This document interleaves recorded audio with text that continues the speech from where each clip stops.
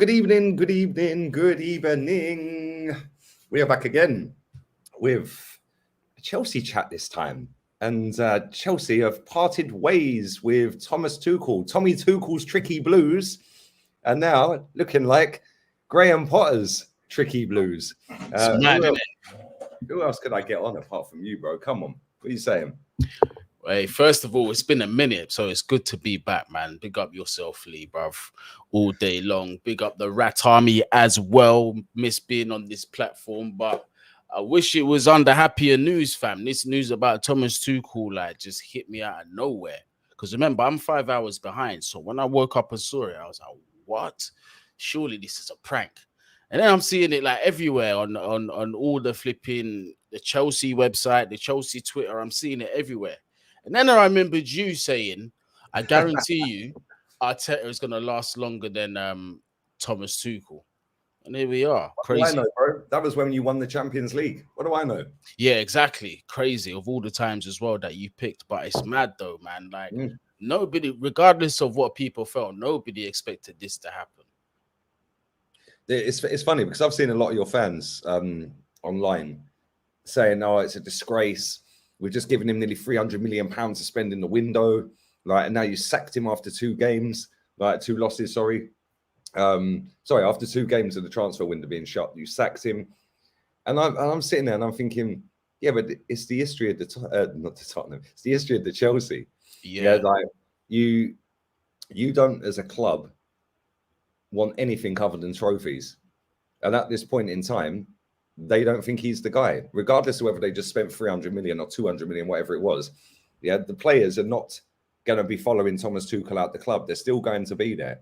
Yeah, so it doesn't matter whether it's after 2 games or 202 games when the window shuts. Yeah, for me, I'm just thinking, well, you signed Cucurella, you signed Sterling, Koulibaly, Aubameyang. Who else did you sign? Signed somebody else. Fofana. Yeah. Zakaria as well. You've got Kante, Kovacic, Mount. You've got Havertz. You've got a decent squad there, man. You've got Chilwell there as well. You've got Reece James. Yeah, you've got Thiago.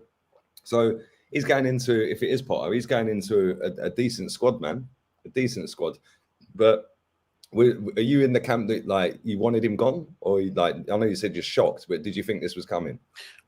I'm not going to say I was surprised because, like, my previous videos, the Dynamo Zagreb result and the result that we had before that, the Southampton result, I said that if this guy don't back up his ideas, the board are going to sack him. Because, look, basic common sense will tell you, yeah, if somebody or a company are going to invest 300 million or close to in your ideas, and it looks like from the off it's a catastrophe and things are not going well from, like, you know, relationships in the changing room, for example, the training sessions are a mess. This is all from what I was reading on a Matt Law article, by the way. The board not really seeing eye to eye with Tuchel's ideas. It was always going to end in you know, failure. So I'm not really surprised that Tuchel's gone. But, like, from what we knew before this point, the football itself was, you know, it wasn't any good. You could see, like, the players looked like they'd down tools for the manager. It didn't look good at all. Like, I'm personally, if there was a time to do it and cut losses, it was during the transfer window. It doesn't make no sense to me because it was said all summer that Todd Bowley had backed what Thomas Tuchel had wanted all summer. So for him to then go and spend that much money and then just get rid of the manager makes me think, actually, maybe not. Maybe this was the plan all along. So I'm a bit, I don't understand what's going on here, man. But it's a bit of it's a shock. 7 games into the season and you're getting sacked. Mad. To be honest, I want to read out his stats. See, it was his 100th game as manager last night, wasn't it? Mm-hmm. And I've seen a breakdown of his first 50 and his second 50. Yeah, do you mind, mate? I'm trying to do a live stream. Like, who are these people tooting outside? Like, do you know what I mean? Yeah, I get it over here all the time, bro. New York City. Mate, we've got the toll road there, yeah, and I swear, I guarantee there's been an accident or something. Let me see. I guarantee somebody just flapping because they can't find their change. Yeah, so somebody's holding up the whole toll road because they can't find their debit card. Idiots. But anyway, The first 50 games, 32 wins, 11 draws, 7 losses.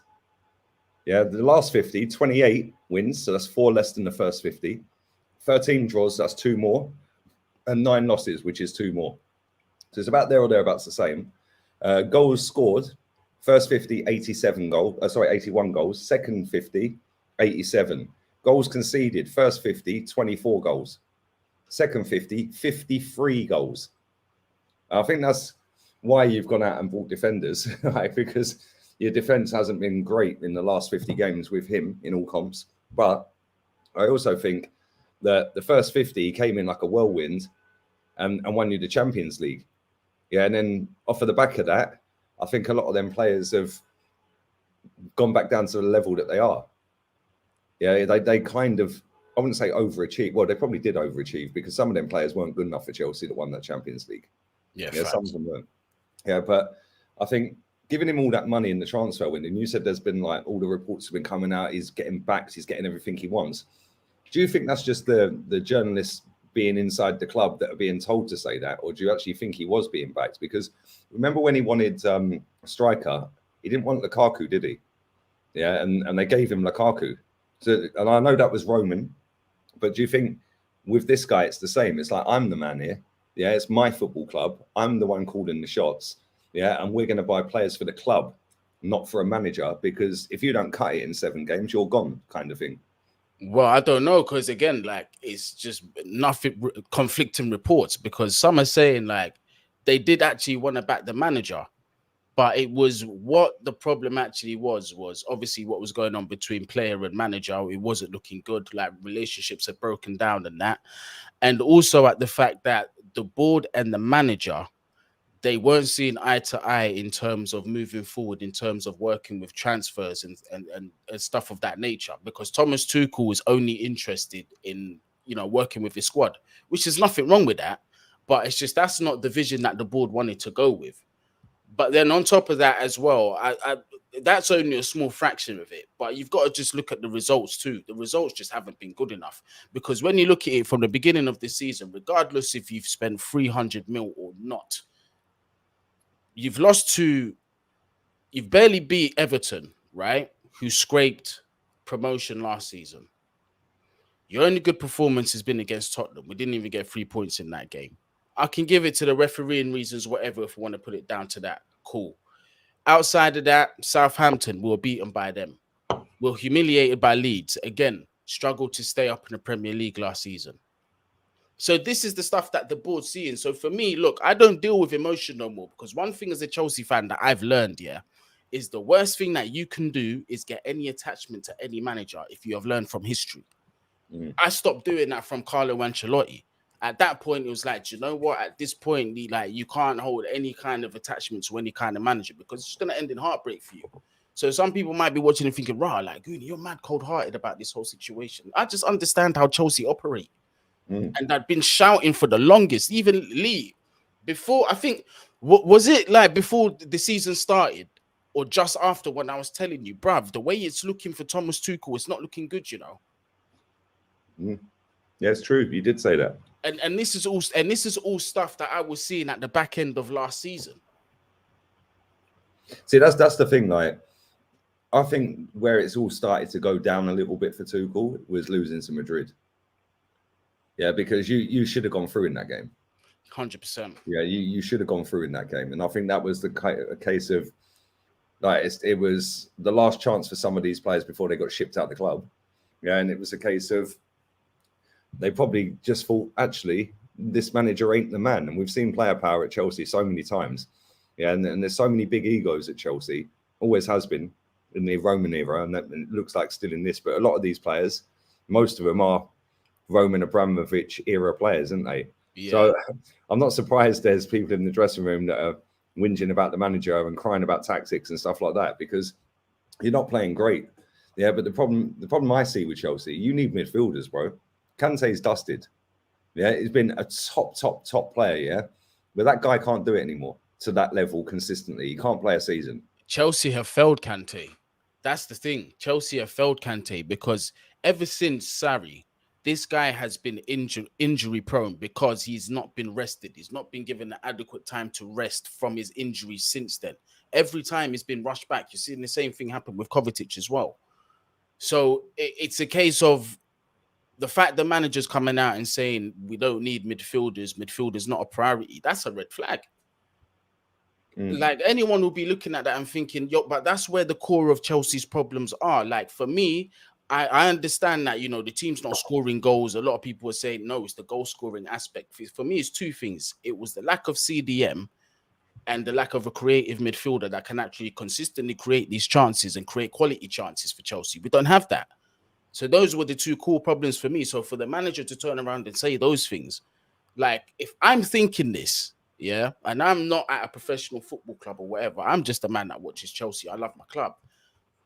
Surely they're seeing this in the backroom staff as well. You know what I'm saying?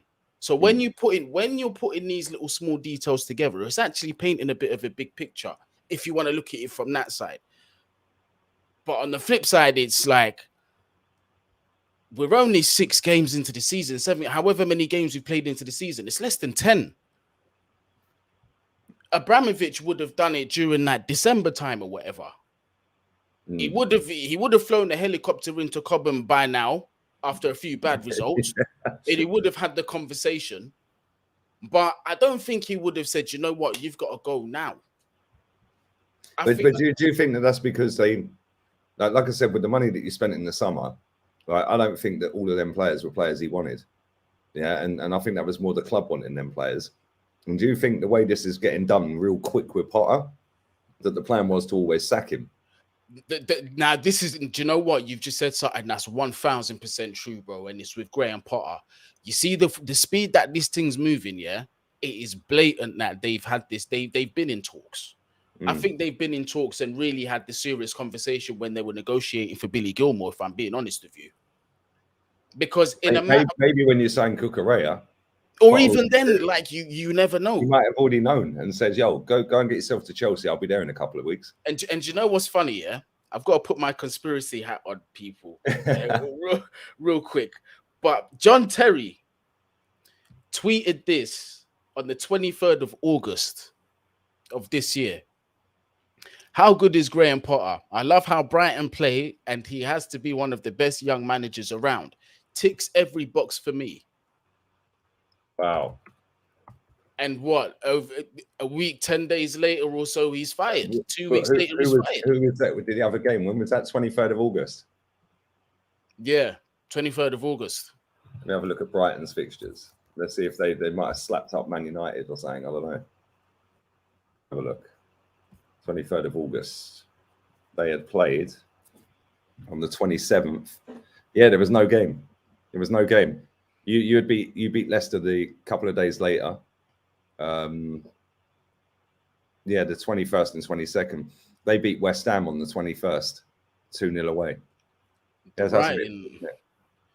The writing was on the wall. It wasn't. The thing is, Chelsea have had, like you said, something about not getting emotionally attached to managers. Yeah, right. Somebody tagged me. I want to read this out because my reply is, I think it's pretty cool. I can't lie. Right, but somebody tagged me on Instagram. Bear with me 1 second. Right, and it was, where are we? It is, where is it, man? There we go. Not sure how Chelsea fans have an attachment with that team. No manager will ever have a legacy there. They don't play attractive football, refuse to play youth, and half of their legends are twats. Such a soulless club, yeah? Obviously an Arsenal fan. I put, don't play youth. I'm sure there's about 6 youth team players that have come through their academy in their squad.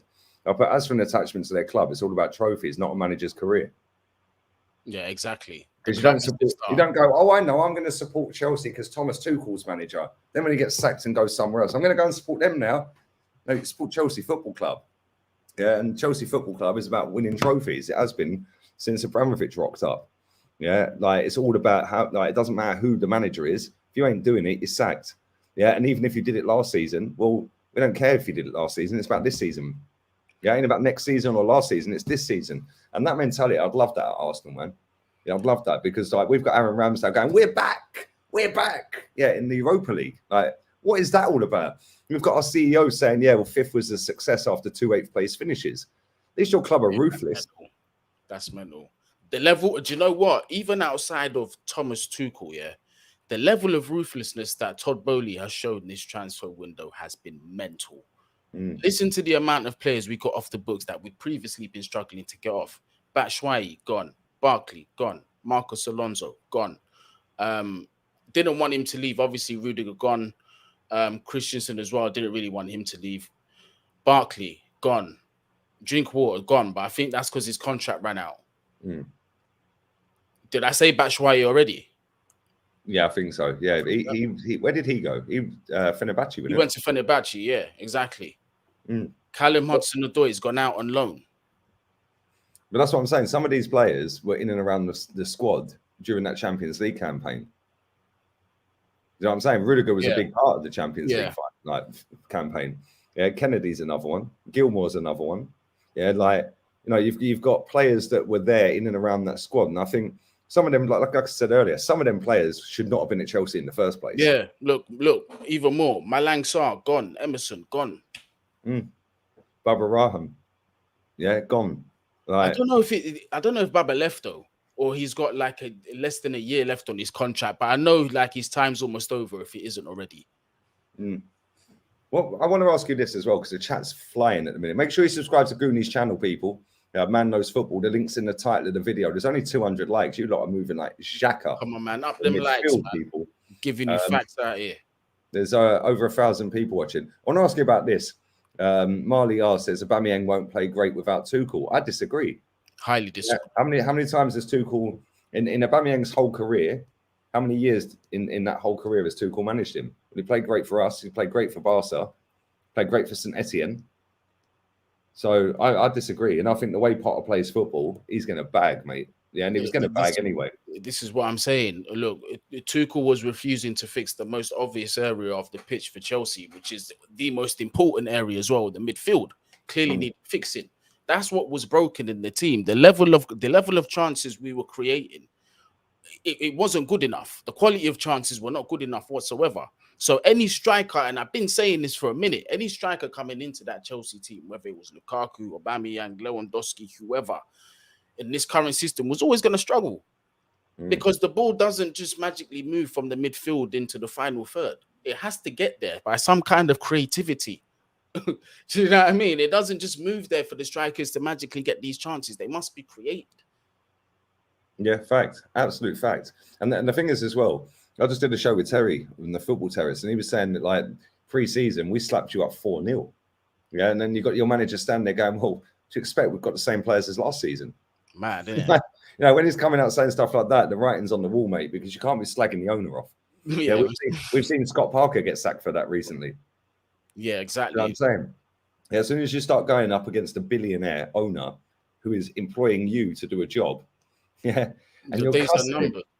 And you know what? Your days are numbered. They are. But the thing is, like, I'm shocked that he didn't get sacked at the end of last season. Yeah, and I'm not. Listen, I know he's got to so many finals and stuff like that, yeah, and he's obviously won 3 trophies with you lot. Yeah, which is funny because, like, he's had 100 games. He's only lost 16 of them, and he's won 3 trophies. One of them is the biggest one in world sport for a league, for a club team. Yeah, and you've sacked him. That shows how ruthless your club is, and it also shows, yeah, how ambitious your club is, because you can see it's a downward spiral. How long do you go before it spirals totally out of control? Do you leave it until it was like a Lampard situation before Tuchel come in? Yeah, or do you nip it in the bud now? Yeah, I think they've done the right thing. Yeah, I'd take him at Arsenal, by the way. Sack Arteta now and go and get him. Who Tuchel? Yeah. Well, you've got everything in place already for him to come in and do what needs to be done. If you had key missing components, then I would say to you, nah, bro, you're going to be in trouble. But he is a top quality manager, man. And, like, in all honesty, I think the timing of letting him go was shambolic. Like, again, I will say, I'll be honest, I'm not surprised that he was let go. I'm just not surprised. Like, the writing, like I said, has been on the wall for a minute now. And I just don't get attached to no managers, bro. As a Chelsea fan, it's just a ridiculous thing to do. And some fans are going to learn the hard way. And another thing that I'll say, yeah, is that there are fans that actually believe that Todd Bowley was this Mr. Nice Guy and was pally with Thomas Tuchel. Bro, And yeah, any billionaire is not a Mr. Nice Guy, bro. thank you. And this is what people need to understand. Like, yes, he's putting in the money, but look, there's always going to be a want for returns. And do you think that Todd Bowley and Clear Lake Capital became billionaires from being nice? It's a myth. Should have seen this coming. This is why I was shouting it from the rooftops. I was saying, Tuchel, fix up quickly before you get fired, because that's not what really I didn't want that to happen. A lot of people didn't want that to happen, but he was stubborn with his ideas. He would not change the system. We're going to teams, smaller teams. Lee, and there's something else that I've been saying as well from weeks ago. It's not the big teams that worry me, bro. It's the smaller teams that concern me. I've been saying that's a little bit like Arsenal at times. Like this season, like, yes, we lost to Man United. Yeah, first big test, by the way. We can talk about that later, but it's always like Arsenal tend to up their game in a bigger game. Yeah, but then they'll go and lose to Palace, Brighton, Southampton, like Burnley, Aston Villa. Like, we've lost to all of them teams under this manager. Yeah, and more. Yeah, Brighton we've lost multiple times too. But this is why I think you needed freshening up, man. Like, real talk, yeah. You've got 6 new players in there, or 5 new players in there this summer. Add that to the ones that have been there forever, like for years and years, like Aspie and players like that. Yeah, then you've got the experience of Thiago Silva and Kante's and players like that have been around the block and won a lot of trophies. But now you've got a manager that looks like he's just totally lost it with all of them, which is kind of mad, really, because you'd think that. But the footballers nowadays, they're pampered little girls, man. Like, real talk, they're pampered little girls or babies or whatever, yeah. And like, the first sign of adversity, that's it, we're down in tools. Yesterday was, for me, I'd always had this suspicion, but yesterday for me was the first time where I really saw, I was like, nah, these players are not playing for the manager, and it's blatant at this point. It's blatant at this point, because there's just certain things that to look at, and it's just like, when you are not doing the basics or even bothered about the mistakes that you're making on the pitch, it just shows a huge lack of respect to the manager. Yeah. And Ziyech was a huge, I'm not using him as a scapegoat because he wasn't the only one, but Ziyech was a huge epitome of it yesterday, bruv. He was the big example of it. I'm shocked he's still at Chelsea. He was in Amsterdam a couple of weeks ago trying to push the move through to Ajax. Apparently it was close. But he was in the lineup that same day. Do you know that, Lee? It's mad, isn't it? That's actually mad. And the funny thing is, the amount of money Ajax made this summer, why ain't they got him? It's like, bro, they made about 300 million quid or something stupid this summer. So I don't get it. Yeah, but there's players you've got there that shouldn't be there. But you've got a lot of big personalities and egos. And this is what I want to ask you a couple of things. Like, who would you pick out of Potter and Poch, number one? And number two, if you pick Potter, do you think, because he's got no pressure at Brighton at all, they finish one above relegation, he still keeps his job?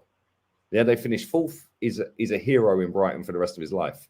Yeah, even if he gets them in Europa League, he's a legend to them. Yeah, but do you think he can now go in there with the pressure of knowing that he has to win something now, or he's sacked? And even if he does win something, he could be sacked. Do you think that's going to play a part?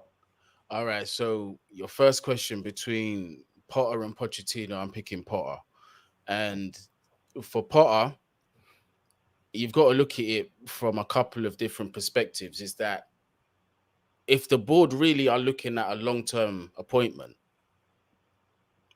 and they're looking at Potter, they've got to understand that this guy is a long-term manager. He is a project manager.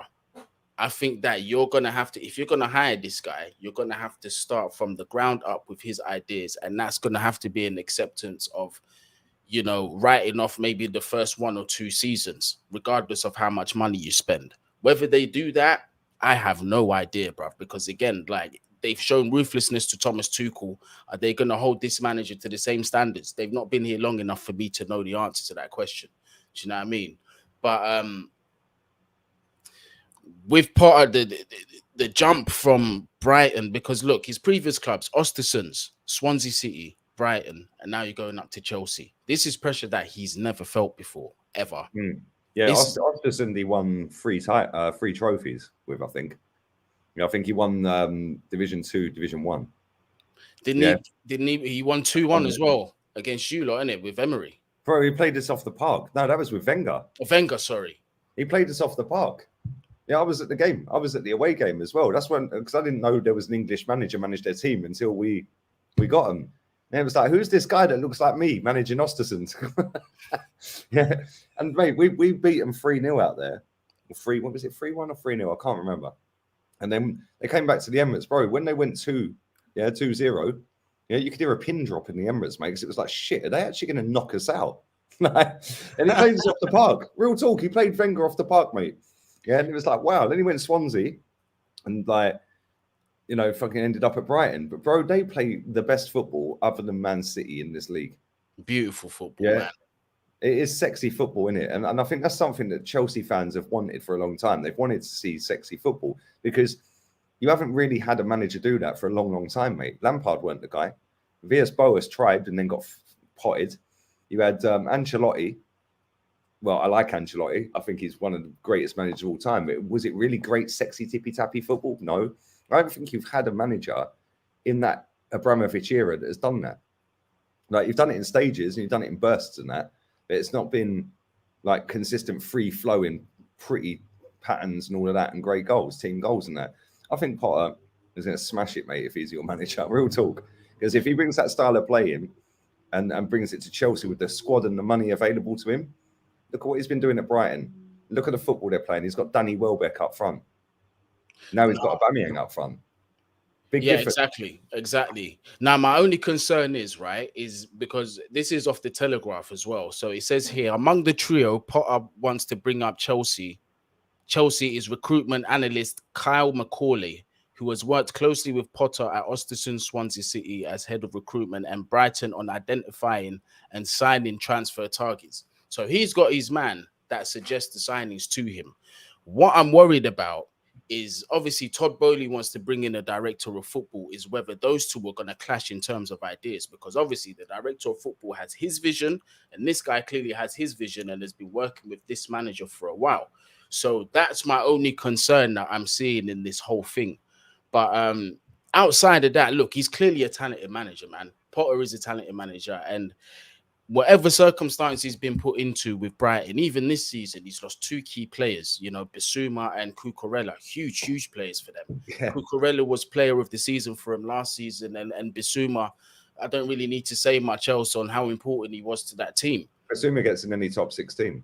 Yeah. Exactly. And look at where he is now. I know we're still very early in the season, but to be riding fourth now, considering the losses that he made, and to, you know, seamlessly replace these guys, because Caicedo looks like the real deal. He looks like a very... Bro, they slapped up Man United. They slapped up West Ham at their own ground. Like, bro, they're a good team under that manager, yeah? Because the players that he's got down there, you just look at them and you think, well, who are you? Who are you? Yeah, like, you just think, who the fuck? Bro, he had Dan Burn playing left back. He's about 19 foot tall. He had him running up and down the left flank, mate, last season. Or the season, whenever it was. Yeah, like, how? He's 7 foot nearly. Yeah, then you've got in midfield, you had Bissouma. Who else was in midfield with him? Bissouma. What's his name?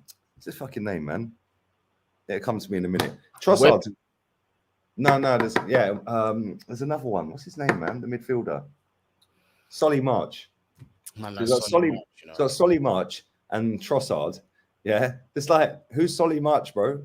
Like, Trossard's a baller. I like Trossard. I think he's a good player. Yeah, but it's like Solly March. Now he's got McAllister. Did you see his banger the other day? Pascal Gross as well. Sorry, mate. That's it. See both of them, although one of them was disallowed. Bro, the free kick though, yeah. I'm like, imagine having that goal, that worldie disallowed, yeah. Like, your head could drop. Like, you think, oh, fucking hell, blah, blah. Bro, my man stepped up, yeah, and I knew he was pinging it. Yeah, as soon as he put the ball down, I said, yeah, this guy wants it bad. Yeah, he wants it bad. He's gonna hit this one still. So fair play to him, man. I like seeing things like that. Bro, man's got Lallana in his team, for God's sake. Like, he looks at the bench and he goes, oh, yeah, let's get Lallana on. Is this 2015? He's got that boy Welbs as well, man. Welle and then man there. It's mad. Last season he had Malpai up front. Do you know what I mean? It's crazy. Like people said on Terry's show earlier, yeah, but what's the difference? You're saying Poch is a bottle job, yeah, but Potter's not. Potter ain't won anything. I was like, he's won 3 trophies in Sweden, mate, which is more trophies than Potter's ever won in his life. Exactly. Yeah, and the fact that you've gone for that guy, big up to him. I hope he smashes it, yeah, because I like him and I like his style of football. Yeah, because he's done it. He's earned his stripes, man. He's gone from Swedish league football, right, to Swansea, to Brighton, to Chelsea. That is how you do it. Not just shoehorned in from being Pep's He's earned bitch. his stripes, Yeah, he's 100%. earned his stripes. Go away to another country, learn the game in a different style, a different country, different temperatures and that, different speaking, different like cultures and stuff like that, and learn your stripes. Instead, no, we go, oh, actually, oh, you sat next to Pep. Yeah, come on. Oh, you played for us as well. Come on then. Come on. Does anyone know who Man City's number 2 is? Because I guarantee he ain't getting the job when Arteta gets sacked. So why did Arteta get it? Yeah, facts. You know what I'm saying? It's the same shit. The only difference is one played for Arsenal and the other one hasn't. It's mad, isn't it? Big up to everyone watching, 1,500 in the building. Make sure you smash a like on this video. Not enough likes, only 324. You lot are moving crazy. Yeah, so smash the likes up. Let's get 500 boxed off quick. Make sure you subscribe to Gooni's channel, Man Knows Football. The link is the hyperlink in the title. So make sure you go and subscribe to him as well. And how much do you think Potter will improve you, man? Obviously, style of play is cool, but you've got to get results. Do you think he's going to start flying you up the table? Do you think you're top 4 now, or do you think it's a bit too early? It's too early to say. And like previous managers, to be fair, not just Thomas Tuchel, have complained about the mentality of some of the players. I know a lot of them have left, but some of them may still be lingering around in the squad. So I'm gonna have to give this guy some time. But if he does come in and identify key areas that need to be addressed, i.e. the midfield situation, and does something about that, maybe change things up to a back 4 and just link the midfield and the attack up a little better, then things might be able to turn around. Like, I'm not saying the Ten Hag and Manchester United situation has completely turned around, but it took for him to identify key things into the squad that other managers weren't really recognizing. For example, Casemiro is a key piece to that jigsaw, in my opinion. That's the biggest and best signing that Manchester United have made for several years now. And you're going to see the difference in that team because of it. If he can come in and identify and say, right, this is what we need. We need to put quality here, CDM, quality here, as in a CM, creative CM, back up here on a right back or right wing back, and these things, and starts to address them straight away and gets the respect of the players, then I think we can. I think we can at least have a respectful finish at the end of the season. When you say respectable finish, do you think you'll finish above us? Because you just said about back 4, yeah. Potter plays with a back 3, didn't he? Yeah, he does. Back 3, yeah. And I think that your squad, yeah, is perfect for him in terms of that. It's tailored for exactly, because it's tailored for the back 3 at the minute. But all he's got to do is just get the patterns, the pretty patterns. And bro, I think he's going to smash it. I can't lie. I think he's going to smash it. Yeah. And the thing is, Potter playing sexy football, like playing Arsenal off the pitch, playing United off the pitch. Like he beat Liverpool the other season. The following season, he goes there and gets a draw. Yeah, from 2-0 down. Bro, my club can't even do that. Every time we go Anfield, it's pants down. Yeah. Now imagine what he's going to do at Chelsea playing that football. Yeah, and I think if he gets it right, yeah, you're gonna be very dangerous in a couple of years, mate. Yeah, because you're going to be playing sexy football. He's got to be ruthless in terms of some of his decisions. He's got to come in and do a similar thing to what Ten Hag did in terms of him sitting down Maguire and Cristiano Ronaldo at Chelsea. He's got to be able to say sometimes, you know what, Mace, you're not playing well enough. You're going to have to sit down for a minute, bruv. Or Jorginho, you're not good enough to play in this squad. You're not coming into the squad unless it's a cup game or, you're really needed. For example, he needs to make strong decisions from the get-go, and the owners need to back that as well. But do you think he can, though? Because there's Thiago Silva there, he's won everything. Yeah, you've got Kante there, he's won everything. Yeah, like you've got Aubameyang there. Yeah, he's at Arsenal, he's been at Barca, now he's back there, and he come back probably because of Tuchel more than anything. Yeah, and it's like He's probably thinking, what the fuck? Play 59 minutes for my old manager and now he's gone. Like, that's a concern. That's a concern. And it was, and you know what? I know it's not the same situation, but it was also there with Frank Lampard as well. It's like he came to the club without any credentials, but I understand he's a legend at the club. Everything that he done as a player spoke levels in it. And obviously that's his club, Chelsea. But at the same time, the players have got to understand and respect that this guy is still a manager and he has earned his stripes to come to manage at this club. And when you look at things into perspective, what he's done for Brighton has been brilliant.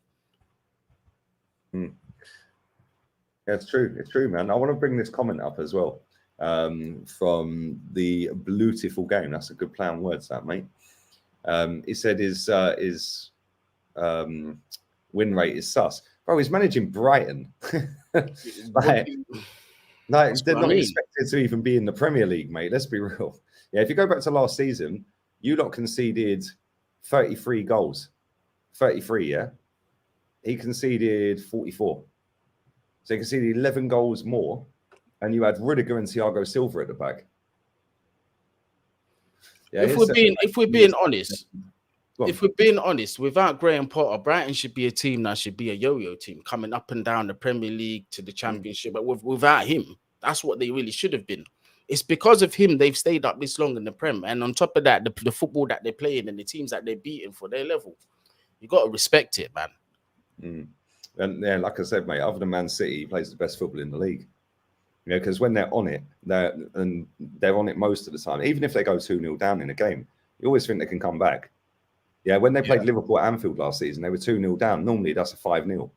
Yeah, he ended up getting it 2-2, and then they had a goal disallowed. They almost won it. Yeah, almost won that. It's like, how many teams do that to Liverpool, especially teams of that size with that level of player? Like, I think he's a quality manager, man. Yeah, I would have took him at Arsenal in a heartbeat. Yeah, but Tuchel is available, guys. You can do it, guys. You can identify as a light bulb. You can identify as a suave can of beer. You can do it, guys. So, yeah, we're not sacking him anytime soon. Let's move on to that very quickly. The game, we're not going to talk about your game at the weekend gone. Yeah. Actually, we can. We'll talk about that in a minute because I want to ask your thoughts on the disallowed goal at the end. But Arsenal, Man United, what did you make of it? Because we're first big test we've had and we folded. Oh, I said on Back Again with Rance as well. I said that United were going to win. Because the first thing that I looked at was your midfield pair, and I said Xhaka and Lokonga. There was not a chance to go into Old Trafford and getting a result there. There's no way. So off the bat, I just knew you weren't going to get the result. And the way United have been playing, and the fact that it's like I said, Ten Hag has made some big decisions, and it looks to be working. Anthony being added to the squad. Oh, I saw that in your stream, bruv. The second, my man's. You know what's funny is I could have been clipped about 3 or 4 times in that year because I thought Eriksen scored that volley. Yeah, and I was like sitting there clapping. I was like, oh my days, Eriksen's just scored a worldie, bro. Yeah, and I was like, what a goal, man. I can't believe they've scored that. Yeah, and it was like Ramsdale's putting the ball down for a goal kick. I'm like, what the fuck? Yeah, them camera angles can be tricky sometimes, though. When Martinelli scored as well, yeah, I was like, my striker, yeah, my striker. I was giving it the big one, and it was like, oh, it's getting called off. It's getting called back for a foul. Did you think it was a foul? Yeah, it was. It was obviously a foul. When you look back at VAR, you can see that Odegaard, first of all, didn't even get any contact with the ball. He had 2 hands on the player, and he had a pushing motion that was clear. And also, as well, I think it was his right leg that made contact with Christian Eriksen's thigh. So there's 2 points of contact there that are originally a foul. So if you can't get past that point, then it's not a foul, is it? Do you know what I mean? Yeah. And the thing is, I was having this debate with Terry and the people in his chat because me and Terry both agreed it was a foul. Yeah, but obviously he's Man United, so he's going to be a bit biased. But when the referee's looking at it, he's looking at it like this. So he's like looking straight at it. But the ball carries on going straight towards him. Yeah, the ref. Yeah. By the time he's turned, Saka's threaded that ball through to Martinelli. Now, the rules, the laws, you let the phase play. Yeah, and then VAR will step in once there's a pause in play. Yeah, Martinelli scores. I'm jumping around like an idiot. Yeah, but when it happened in real time, I was like, whoa, that's a foul. Oh, he's played on. Oh, my God, we're in on goal. Bang, goal. Yeah, from when that happened, to when Saka when we scored the goal. I think it was 2.5, 3 seconds. Yeah, and it's like just like that. Yeah, and then people are saying, yeah, but it's not a clear and obvious error. Well, it's a foul, so it's a clear and obvious error because the ref didn't give it. Like, I don't get it. I really don't get it. Did you see the kick that Jesus did on Lissandro? Yeah, I did see that. He's lucky to stay on the pitch. And do you know what? I was looking at that. I was thinking, if Lissandro was like a Sergio Busquets or someone like that, who would have held his leg and be like, oh, you know, giving it all of that, and it had gone to VAR, he would have been sent off. Yeah, 100%. Ericsson didn't lose control of the ball, bro. He was pushed over. He didn't, exactly. Yeah, if he hadn't have got the nudge in the back and the leg, he would have still had the ball. But I don't know, man. Yeah, it's like people say there's a conspiracy against Arsenal, bro. It's funny because Gabriel in the Anthony goal totally wiped out Bruno, didn't even get booked. Yeah, then he wipes out Rashford on the halfway line after that, didn't get booked. Gabriel went through that game without a booking. He could have been sent off. Exactly. Yeah, Jesus could have been sent off. Like you said, if that was a player like Busquets, players like that, other players that just roll around, yeah, then it would have gone VAR and it would have been checked and Jesus would have been straight red card. But I don't really get it. Yeah, it's soft. It's a soft foul, that Ericsson one, but at the end of the day, he didn't get the ball and he come from behind. But it's mad, isn't it? But both goals, man, that United, 2 goals that United score. Just 2 balls just straight through your midfield. Yeah, Bambi Lukonga was just nowhere to be seen. Yeah, and it's funny because we brought on Fabio Vieira, and our fans been going, "Oh, I can't wait to see Vieira play. I can't wait to see Vieira play." Oh, I thought you'd all watched him in Portugal. She was telling me how great he was. These people are fucking dickheads, bro. Yeah, and then first thing he does is give the ball straight to them. Bang, they score. I mean, do you know what? There was something as well that you said on the other stream that I was thinking when I was watching the game. I was like, how are you making these 3 substitutions now? Like, it's just like you said, it did just kill the momentum. I just thought that was a bit of naivety from Arteta, man. Like, you can't be doing that. But that's what he is, mate. Naive. He's arrogant as well. Like, we played well for 60 odd minutes, and when we equalised, I thought, okay, cool. Now steady the ship for 10 minutes. Yeah, and then like shuffle it around. He should have put Zinchenko in midfield and hooked Sambi Lukonga off straight away after that equaliser. Yeah, and then get Tierney on. Yeah, put Tierney at left back, and put Zinchenko in midfield with Xhaka and just steady it for a bit. Yeah, just keep the ball, slow it down. Yeah, we know that they're at home. We know that they're going to try and go for it. Yeah, instead, bang, goal 2 minutes later. And then after that, he throws them subs on me and basically threw the game. And after that, it could have been 4 or 5. Yeah, that one where Granit Xhaka did baby giraffe on the line. Yeah, and then like if that cross was a tiny little bit better, that's in the back of the net. Ronaldo scores. Yeah, there's another one that they had as well, where Bruno, good save from the goal kick. They could have had 4 or 5.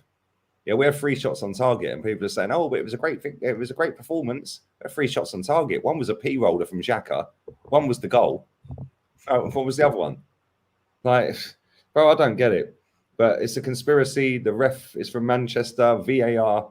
Like, why would there be a conspiracy against Arsenal? Yeah, we don't fucking win the league. Why would they try and stitch us up in the league? It makes no sense. Mate, I was surprised at Saliba's performance, bruv. That was shocking. He was shocking. He was shocking. He was just spinning around when Rashford's gone through. I'm like, bro, what are you doing? But he got he got booked pretty early on. Sancho flicked it around him and he wiped him out, didn't he? Yeah, he did. Yeah, he did. But playing a high line against Rashford, Sancho, and Anthony at Old Trafford was stupid in the first place. Yeah, you sit back and you like we did in the first 10 minutes. Yeah, bro, we've got Everton this weekend. Yeah, then after that, we got Brentford. Yeah, my striker, by the way, Ivan Toney. How long I've been repping him, bro? Yeah, long time. For a minute. Yeah, people are starting to see it. Baby Drogba. I'm surprised you didn't go for him. Well, I'd take him all day long at Chelsea now. Yeah, he is good, man. He is good. Let's talk about your game quick, yeah? You won. It wasn't convincing. And they had a goal disallowed in stoppage time. Was it a foul? Yeah, it was. Why do you think it was a foul? Because he made contact on the goalkeeper after the goalkeeper had already knocked the ball away. Exact same reason, I think, mate. I think it was a foul. And He milked it, but it's when you look crap. at the angle as well, I think it was his trail leg that caught him, and when it was with some impact. Now, whether he could have pulled out of the challenge is a different question altogether. But the fact Bro, that he dangled his trailing leg. He left that's it what there. I'm saying. So it's a foul for me all day long. But Mendy did get lucky at the same time, though. He was spared. Mendy milked it, man. Mendy, it was like he'd been sniped. Yeah, it was mad, but it is what it is, isn't it? This comment's hilarious. Arteta would have been sacked at Chelsea just by playing "You Never Walk Alone" at Cobham. It's true. What we're going to do when we play Tottenham, play fucking Chaz and Dave. Like, turn it in. Days. Seriously, bro. It's mad. Have you seen our fixtures coming up in October? Nah, how's that looking? I've been hearing October all this month, but like I haven't seen what your fixtures are. Right, so we've got Zurich tomorrow. I'll give you our games as they come, yeah? So we've got Zurich tomorrow. We've got this Sunday, we've got Everton at home. Then we've got Europa League again, PSV at the Emirates. Then we've got Brentford at home as well. So the next, 3 out the next 4 games are at home, 2 are Europa League though, yeah? 1st of October, Tottenham at the Emirates. Ooh. Europa League, Bodo Glimt at the Emirates. 9th of October. So that's 3 games in 8 days. Liverpool at the Emirates. Ooh. 4 days later, Bodo Glimt away. 3 days later, Leeds away. 3 days later, Man City at home. Ooh. 4 days later, Southampton away. 4 days later, PSV away. 3 days later, Nottingham Forest at the Emirates. Then after that, we've got Zurich on the 3rd of November. So that's another 4 days later. 2 days later, so the 3rd of November, we play Zurich at the Emirates. On the 5th of November, fireworks night, bonfire night, Chelsea at the Bridge. Yo. We're dusted, bro. Bro. And then after that, we've then got the EFL Cup, Brighton at the Emirates. We've got a lot of home games in these runs, by the way, which means we're going to have a lot of away games after the World Cup. And then we've got November the 12th. So that's November 3rd, November 5th, November 8th, but that's not been officially announced yet. And then November 12th, Wolves away. And then Boxing Day is the next game after that. We've got West Ham at home. The congestion for you lot is mad as well. Them European travels and coming back to play them Prem games. Hey, I'm telling you, if you get through that without injuries, A, it'll be a miracle, and B, you might be all right. But chances are you're going to have to rest and rotate players. Oh, 100%. And the funny thing is that's the most amount of games we've had in a single month ever in our history. 9. Mad. 9 games. I think the most before that's been 7. It's like 9 games. Yeah, we've already got injuries. Smith Rowe got injured against Man United in the warm down. Like, how did he get injured? He played 20 minutes and he's injured in the warm down. I don't know how bad the injury is. He probably won't play tomorrow. I don't know. But yeah, it's kind of mad. And then we've got Partey. Apparently, he's going to be back in training soon. Yeah, that's a bit of an iffy one for me anyway.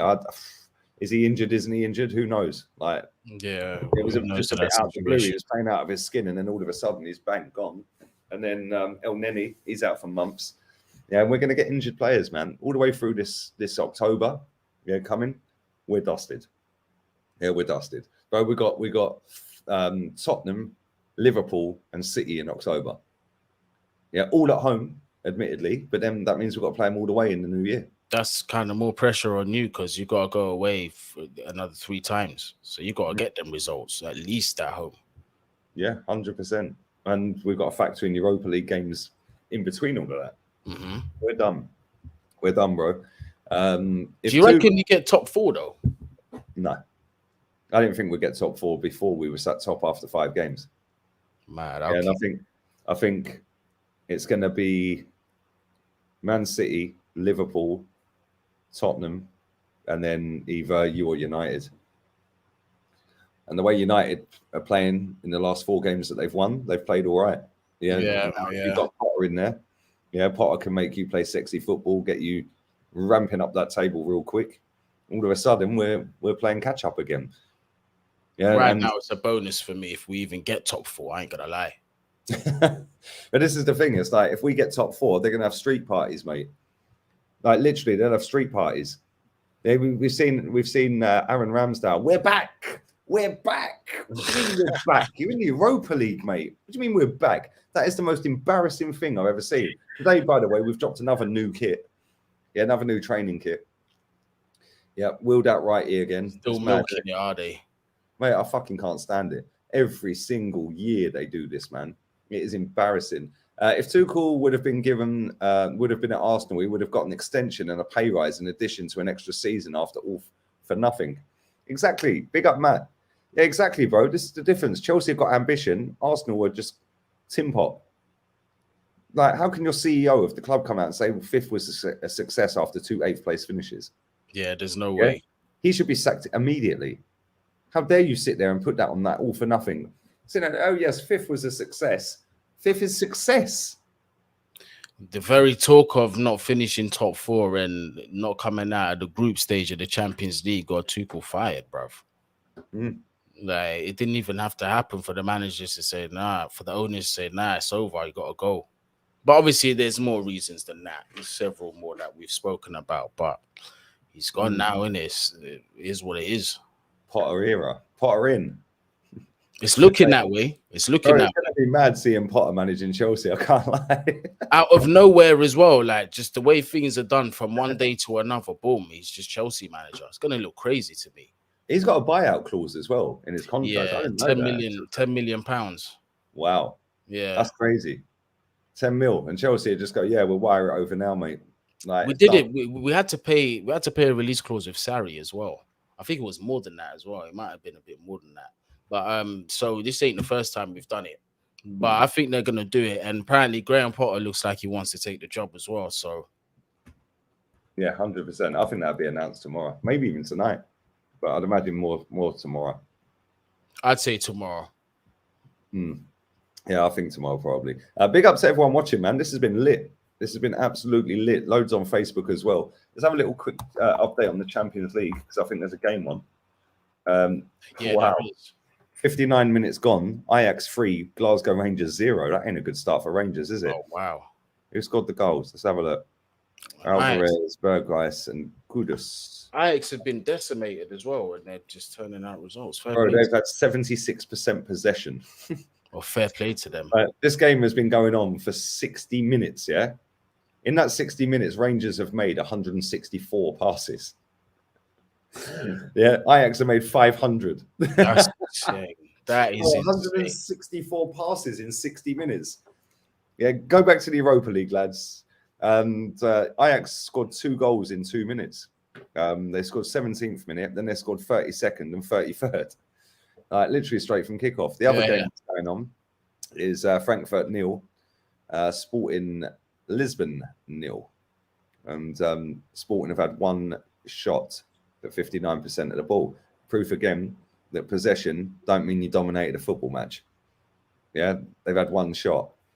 But there we go. What you got coming up, bro? It's been great having you back on as well, man. It's been a while, isn't it? Yeah, it's been a minute, man. We definitely got to do some more work together at some point in the future. I know you're a busy man, so whenever you're ready, bruv, you already know where I am. But what I've got coming up, well, we've got the games to preview this weekend. I've got Louis on the channel tomorrow as well at 7 o'clock. We'll be going live. I'm going to want to hear his thoughts on the whole situation with Thomas Tuchel being sacked. And potentially by then, Graham Potter might be the new Chelsea manager. So I'm sure we're going to have a lot to say about that. Just make sure you're subscribed to the channel so you don't miss that.